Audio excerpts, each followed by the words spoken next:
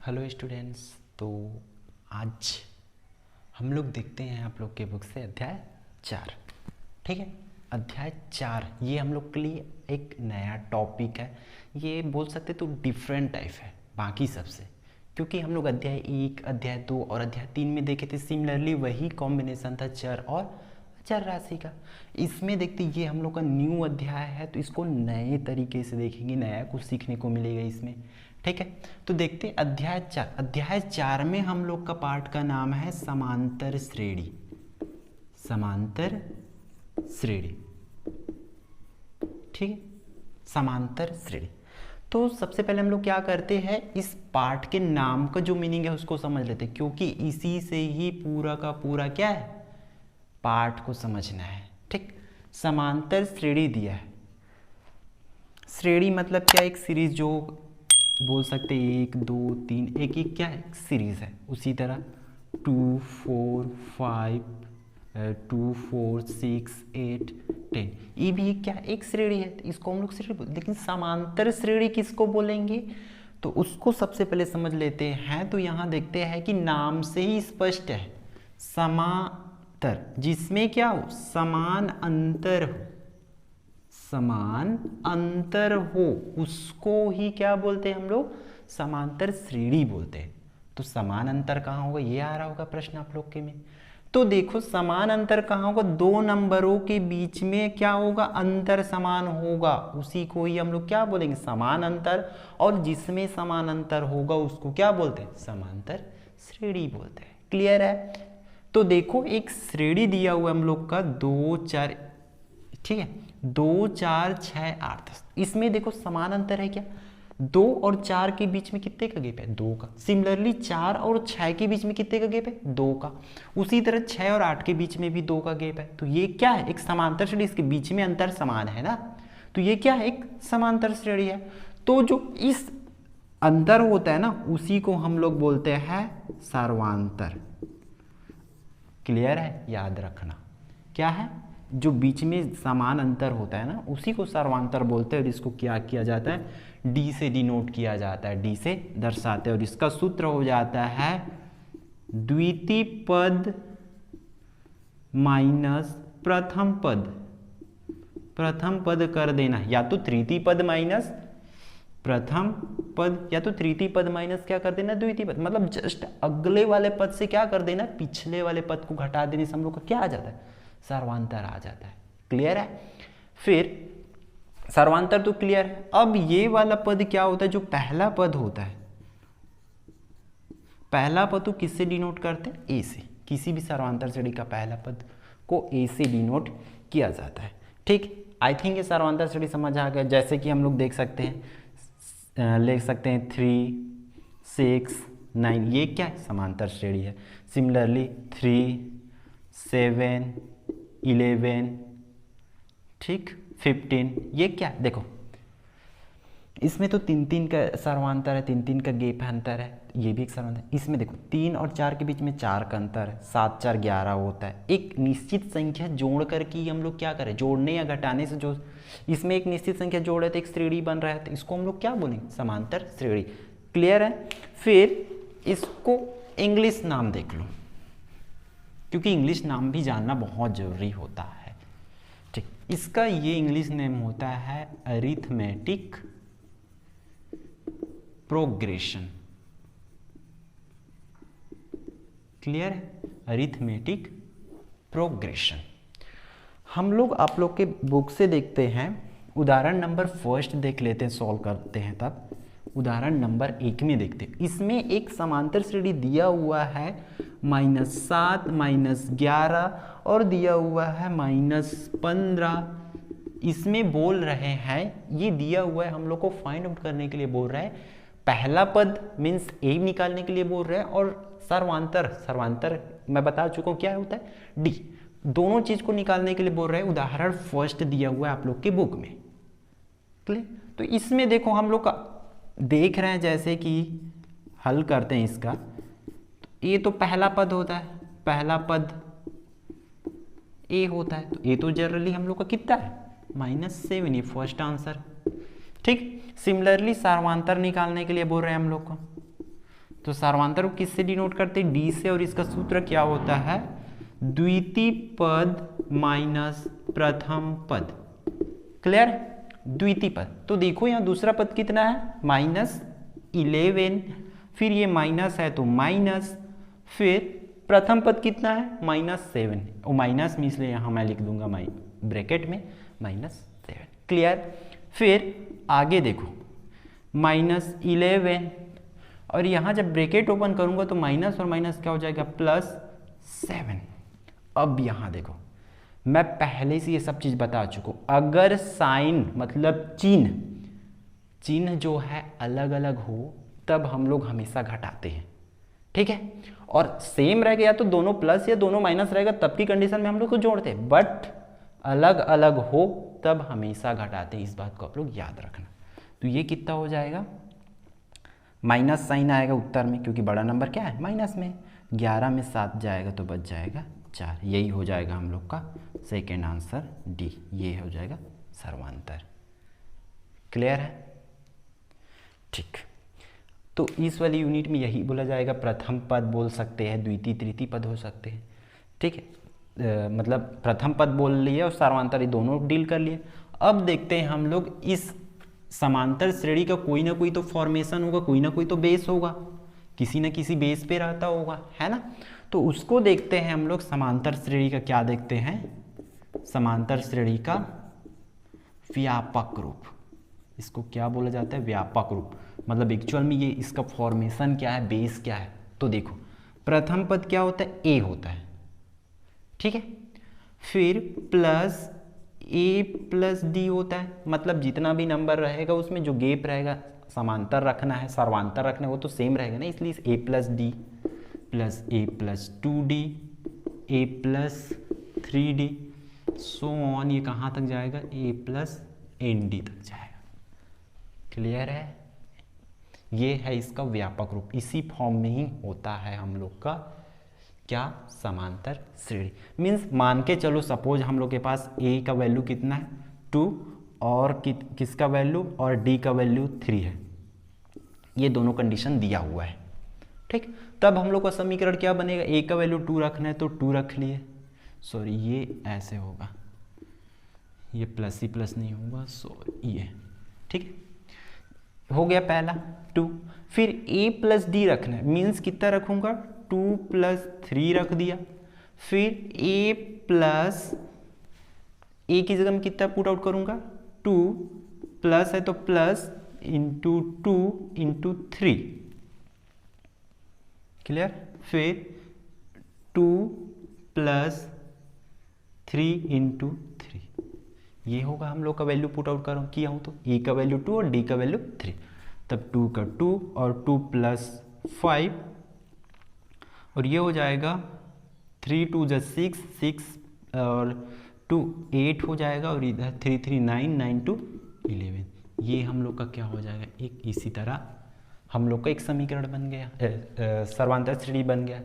Clear है? इसी तरह का हम लोग का वैल्यू कुछ भी पुट आउट करने के लिए बोल सकते हैं और बोल लेंगे कि एक समांतर श्रेणी क्या है कीजिए बनाइए करके। क्लियर है? ठीक।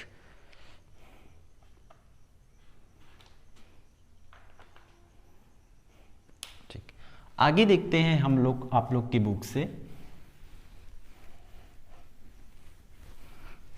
क्या? समांतर श्रेणी का nवां पद निकालना। समांतर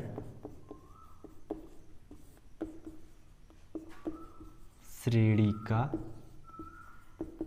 nवां पद, ठीक है? मीन्स अगर हम लोग के पास कोई समांतर श्रेणी है, ठीक है, हमारे पास क्या है? कोई समांतर श्रेणी है, तब तो बोल सकते हैं ना कोई सा भी समांतर श्रेणी में भी मान के चलो हम लोग के पास 2 4 6 8 है, ये हम लोग के पास समांतर है, और बोल दिए हम लोग को कि इसका तीसरा पद फाइंड आउट करो, तीसरा पद क्या होगा करके पूछ दिए, तब तो बताना पड़ेगा ना कुछ तो होगा ही इसका तीसरा पद। ये चल ही रहा है, कंटिन्यू फॉर्म में है, तो 15वां पद बोल दिए, तब अब दो जोड़ते जाएंगे तो बहुत लेट लगेगा ना। तो उसी चीज को सॉर्ट आउट करने के लिए क्या किया गया है, इसमें समांतर श्रेणी का nवां पद निकालने के लिए हमारे पास क्या है? एक सूत्र है। तो वो सूत्र क्या है? nवां पद का सूत्र है इसको डिनोट करते हैं ए एन बराबर A plus N minus one bracket फिर डी। ये है हम लोग का एनवा पद फाइंड आउट करने का सूत्र। क्लियर है। और यहाँ तो हम लोग बहुत कुछ को जानते हैं, जैसे कि यहाँ ए क्या है हम लोग पहले डिस्कस कर चुके। ए क्या है? पहला पद। ए क्या है? पहला पद। उसी तरह डी को भी जानते, डी क्या है? सर्वांतर है। ठीक। और एन हम लोग के पास क्या है? एक नया है, नया साइन है या नया वेरिएबल है बोल सकते। तो देखो एन क्या है हम लोग का, जो एनवा पद है, मतलब जितने पद हम लोग को क्या कर बोलेंगे, फाइंड आउट करने के लिए बोलेंगे, वही एन है। तो मतलब वो क्या है? पदों की संख्या होती है। ठीक, पदों की संख्या होती है। क्लियर है? आई होप ये समझ आया होगा। करते हैं तो यहां देखते हैं सबसे पहला उदाहरण नंबर 4। ठीक है, उदाहरण नंबर 4 देखते हैं हम लोग, जिसमें दिया है समांतर श्रेणी 4 7 10 13। बोल रहे हैं कि 10वां पद क्या करना है? ज्ञात करना है बोल रहे हैं। ठीक है, 10वां पद हम लोग को ज्ञात करने के लिए बोल रहे हैं, ऐसा दिया है। अब हम लोग को सबसे पहले क्या करेंगे, इसको सॉल्व करेंगे। तो दिया है करके लिख लो, समांतर श्रेणी जो दिया है 4 7 10 13 दिया हुआ है। यहाँ क्या क्या होगा, सबसे पहले इसको देख लो। तो यहाँ a बराबर कितना हो जाएगा? 4, क्योंकि पहला पद कितना है? 4। फिर हम लोग का d का वैल्यू अगर फाइंड आउट करना है तो d का वैल्यू कितना हो जाएगा? द्वितीय पद माइनस प्रथम पद करते हैं, तो द्वितीय पद माइनस प्रथम पद कर दो। तो द्वितीय पद कितना है? 7, माइनस है तो माइनस प्रथम पद कितना है? 4, तो 4, 7 में 4 जाएगा तो बचेगा 3। तो इस तरह हम लोग का d का वैल्यू आ गया 3। क्लियर? फिर हम जानते हैं, क्या जानते हैं? सूत्र। हम जानते हैं सूत्र क्या? ए एन, एनवा पद के लिए सूत्र होता है ना, एनवा पद। और यहाँ ये भी लिख लो, एन बराबर कितना है? 10। ये 10वां पद निकालने के लिए बोले, इसलिए एन बराबर कितना हो जाएगा? 10 हो जाएगा। फिर ए एन बराबर हम लोग का सूत्र जो जानते हैं उसको लिखो, ए प्लस ब्रैकेट में एन माइनस 1 डी, यही होता है। फिर सारे वैल्यू, जितने वैल्यू हम लोग के पास गिवन है उसको पुट आउट कर जाओ। ए एन, एन का वैल्यू 10 है तो 10, ए का वैल्यू कितना है? 4 प्लस एन, इस एन का वैल्यू 10 माइनस 1, डी का वैल्यू हम लोग 3 निकाले हैं तो लिख लिए यहाँ 3। क्लियर है? फिर आगे देखते हैं, ए 10 इज इक्वल टू 4 का 4 प्लस 10 में 1 माइनस होगा तो 9 हो जाएगा, और ये गुणा में है तो मैं इसको ऐसे लिख सकता हूँ 3। क्लियर है? फिर आगे देखते हैं हम लोग, ए 10 इज इक्वल टू हो जाएगा 4 प्लस 9 तिया हो जाएगा 27, दोनों का गुणा होगा तो 9 और 3 का गुणा होगा तो 27। ए 10 बराबर 27 और 4 होता है 31। अतः हम लोग लिख सकते हैं 10वां पद कितना है? 31 है। सिमिलरली अब अगला क्वेश्चन हम लोग आप लोग के बुक से देखते हैं, प्रश्नवाली में से। ठीक है, अगला प्रश्न प्रश्नवाली से देखते हैं। प्रश्नवाली 1 में हम लोग का आप लोग के बुक से चलते हैं, प्रश्न चौथा। किसको? प्रश्न चौथा को। एक समांतर श्रेणी दिया हुआ है, उसमें 100 70 40। ठीक है, और इसका बोल रहे हैं 40वां पद निकालना है, 40वां पद ज्ञात करना है बोल रहे हैं। इसी का एक समांतर श्रेणी दिया हुआ है, तब इसको देखो सॉल्व करो तो सॉल्यूशन इसका देखते हैं। सबसे पहले दिया है एक समांतर श्रेणी, उसको नोट डाउन कर लो। क्या दिया? 100 70 40 दिया हुआ है। यहाँ ए बराबर कितना है? देखो तो ए बराबर सबको पता होना चाहिए। ए क्या होता है? हम लोग का पहला पद। तो पहला पद कितना है? 100।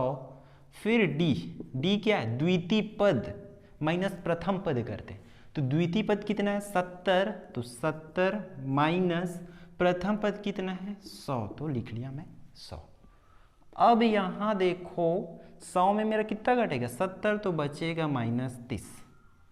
अब यहाँ माइनस क्यों लिखा हूँ पता होगा आप लोग को, क्योंकि बड़ा नंबर किस में है माइनस में है, इसलिए यहाँ किस में लिखा हूँ माइनस में। तो डी का वैल्यू कितना आ जाएगा -30, और उसी तरह एन का वैल्यू कितना आ जाएगा, है हम लोग का 40वां बोल रहे हैं, इसलिए एन का वैल्यू कितना हो जाएगा 40। क्लियर। फिर डायरेक्ट अब 40वां पद, 40वां पद के लिए सूत्र लगा दो। क्या होता है 40वां पद का सूत्र, ठीक मैं इसको यहां से करता हूं। 40वां पद क्या हो जाएगा A40 इक्वल टू, ठीक है, A प्लस n-1 d, यही बनेगा। A40 इज इक्वल टू, ए का वैल्यू कितना है, ए का वैल्यू मीन्स हम लोग का प्रथम पद कितना है 100, इसलिए मैं यहाँ लिख लिया 100, फिर प्लस है तो प्लस, और इस एन का वैल्यू कितना है, एन का वैल्यू कितना हमारे पास 40 है, 40 है तो 40, ऋण 1 है तो 1, और इस डी का वैल्यू कितना निकाले हम लोग -30, तो ये क्या हो जाएगा -30। क्लियर है यहाँ तक। फिर A40 is equal to 100 plus, अब देखो 40 में 40 में 1 गया तो कितना बचेगा 39, और फिर ये गुणा में किस इसके साथ है, किसके -30 के साथ। यहाँ देखो A40 इज इक्वल टू 100, अब देखो इन दोनों में से एक में माइनस, इसलिए माइनस, अब दोनों का क्या हो जाएगा गुणा हो जाएगा, तो गुणा कितना हो जाएगा, दोनों का जब गुणा करेंगे तो ये हो जाएगा 1170, फिर इस 1170 में 100 घट जाएगा तो ये बच जाएगा 1070 और माइनस में आएगा, तो यही हम लोग का क्या हो जाएगा आंसर हो जाएगा। मीन्स हम लोग लास्ट में इसमें लिखेंगे अतः समांतर दिए गए समांतर श्रेणी का 40वां पद ऋण 1070 होगा। क्लियर है।